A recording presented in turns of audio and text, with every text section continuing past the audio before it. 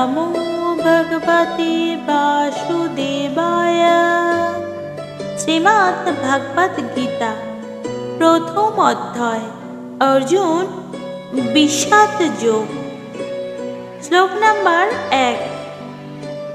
ধৃতরাষ্ট্র উবাচ ধর্মক্ষেত্রে কুরুক্ষেত্রে সমবেতাযুযুৎসবা মামকা Pandava সৈচ্ছাবা Kim কুর্বত Sanjay.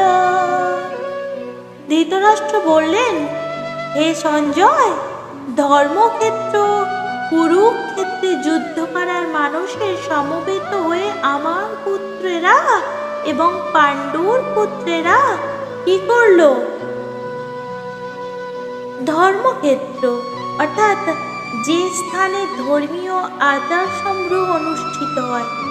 শব্দটি খুবই তাৎপর্যপূর্ণ, কারণ কুরুক্ষেত্রের যুদ্ধক্ষেত্রে ভগবান শ্রীকৃষ্ণ অর্জুনের পক্ষ অবলম্বন করেছিলেন। কৌরবদের পিতা ধৃতরাষ্ট্র তার পুত্রদের চূড়ান্ত জয়ের সম্ভাবনার সম্বন্ধে অত্যন্ত সন্দিগ্ধ ছিলেন।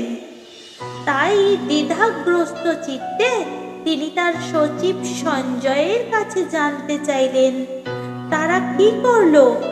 তিনি নিশ্চিত ছিলেন যে তার পুত্রেরা ও তার কনিষ্ঠ ভ্রাতা পাণ্ডুর পুত্রেরা কুরুক্ষেত্রের ভূমিতে যুদ্ধ করার মানুষে সমবেত হয়েছে।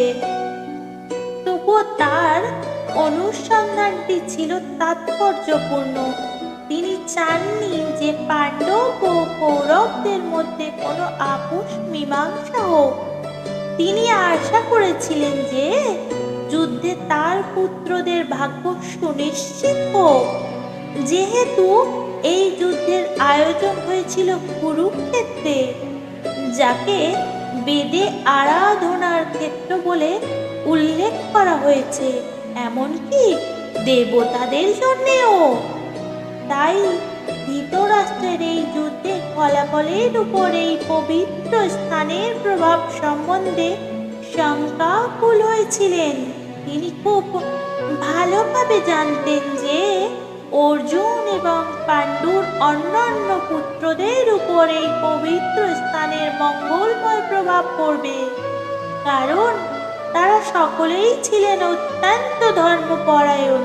সঞ্জয় ছিলেন ব্যাসদেবের শিষ্য, তাই ব্যাসদেবের আশীর্বাদে তিনি দিব্য দৃষ্টির প্রভাবে ধৃতরাষ্ট্রের ঘরে বসেও কুরুক্ষেত্রের রণাঙ্গন দেখতে পাচ্ছিলেন। আর তাই ধৃতরাষ্ট্র তাকে যুদ্ধক্ষেত্রের পরিস্থিতি সম্পর্কে জিজ্ঞাসা করেন। পাণ্ডবেরা এবং ধৃতরাষ্ট্রের পুত্রেরা ছিলেন একই পরিবারভুক্ত, কিন্তু ধৃতরাষ্ট্রের মনোভাব এখানে প্রকাশ পেয়েছে। তিনি কেবল তার পুত্রদেরই উদ্দেশ্য প্রণোদিতভাবে কৌরব বলে গণ্য করে পাণ্ডুর পুত্রদের বংশগত উত্তরাধিকার থেকে বঞ্চিত করতে চেয়েছেন। এভাবে তার পুত্র এবং পাণ্ডু পুত্রদের প্রতি তার মনোভাবের মধ্যেই ধৃতরাষ্ট্রের বিশেষ দৃষ্টিভঙ্গির সম্বন্ধে বোঝা যায়।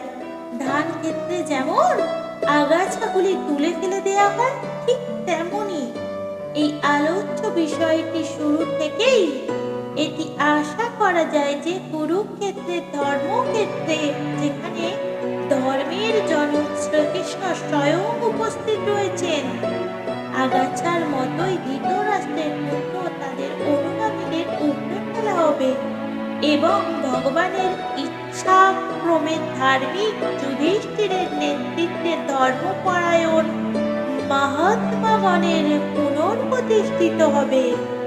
আসুন আমার সাথে ভালোবেসে বলুন, রাধে রাধে।